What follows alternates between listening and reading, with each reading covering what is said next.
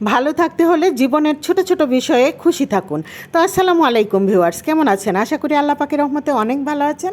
আলহামদুলিল্লাহ আমরাও ভালো আছি। এই তো সকালবেলা কিছু বাজার আমি গুছিয়ে নিচ্ছি এইখানে। তো ঈদ তো চলে আসছে, তাই না? কে কে আপনারা ঈদে বাড়ি যাচ্ছেন, কে কেমন আছেন? সবাইকে অগ্রিম ঈদ মোবারক। মানে ঈদে ছোটোবেলায় অনেক বেশি খুশি হতো, খুশি হয়ে যেতাম, কিন্তু এখনও খুশি হই। এখনও যে খুশি হই না তা না, অন্যরকম একটা মজা, অন্যরকম একটা আনন্দ কাজ করে। তো এই তো বাজারগুলো গুছিয়ে আমি অন্যান্য কাজে চলে আসলাম। এখন হচ্ছে এখানে আদা আর রসুন বেটে নিয়েছি, বেটে মানে ব্লেন্ড করে নিয়েছি। মশলাটা যেহেতু ব্লেন্ড করার সাথে সাথে একটু গরম থাকে, আমি ঢাকনাগুলো খুলে রেখেছি, ঠান্ডা হলে লাগিয়ে ডিপ ফ্রিজে রাখবো। তারপর হচ্ছে এখানে একটা ডিম ভাজি করে নিচ্ছি, একটা না দুইটা ডিম একসাথে এখানে। তারপর ডিমটা ভাজি করে আমি দুইটা ডিমকে হাফ করে নিব।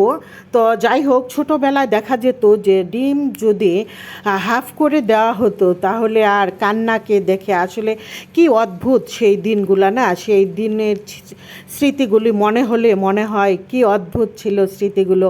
একটা ডিম ভেজে আম্মু যখন অর্ধেক হাফ করে খেতে দিত, তখনই মানে আমার তো কান্নাকাটি শুরু হয়ে যেত। আপনাদের কার কার এমন হতো কমেন্টে জানাবেন আমাকে। আর এইখানে হচ্ছে আমি কই মাছ ভাজি করে নিচ্ছি।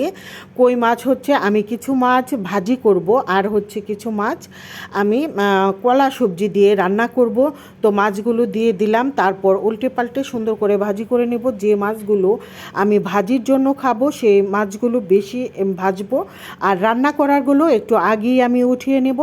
তারপর হচ্ছে প্যানের মধ্যে পেঁয়াজ কাঁচামরিচও একটু ভেজে নেব। মাছ ভাজির ওপর একটু দিলে একটু মশলার মতো হয়, একটু ভালো লাগে খেতে, ভাত খেতে।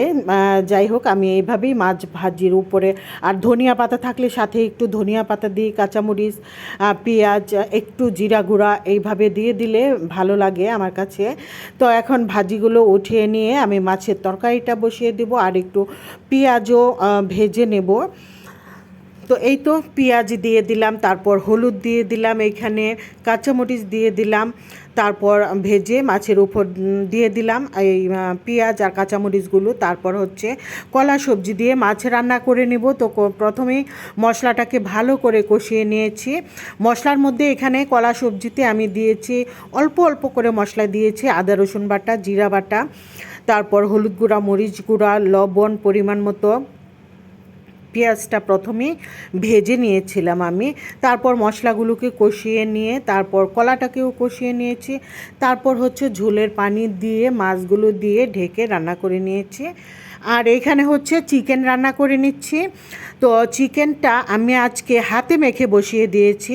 সব ধরনের মশলা, আদা বাটা, রসুন বাটা, জিরা বাটা, ধনিয়া গুঁড়া, হলুদ গুঁড়া, মরিচ গুঁড়া, গোটা গরম মশলা, তারপর হচ্ছে গরম মশলা গুঁড়া, সব কিছু, পেঁয়াজ, তেল, লবণ সব কিছু দিয়ে হাতে মেখে মাংসটা বসিয়ে দিয়েছি। যেহেতু আমি আজকের মাংসটা একদম ভাজা ভাজা মানে একদম শুকনা করে রান্না করব, তার জন্য আমি এভাবেই বসিয়ে দিয়েছিলাম।